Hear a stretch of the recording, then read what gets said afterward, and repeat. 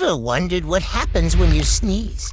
Buckle up, because we're diving into the science behind that powerful, reflexive burst of air. First off, when you sneeze, your body's expelling air at speeds up to 100 miles per hour.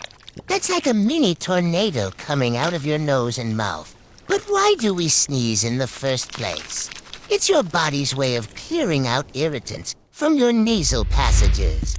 Dust, pollen, even spicy food, it's all fair game.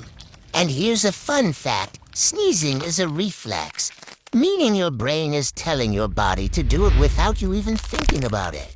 So the next time you feel that tickle in your nose, remember, it's not just a funny sound. It's your body's built-in cleaning system at work. Want to learn more fascinating facts about your body and how it works? Hit that subscribe button and ring the bell to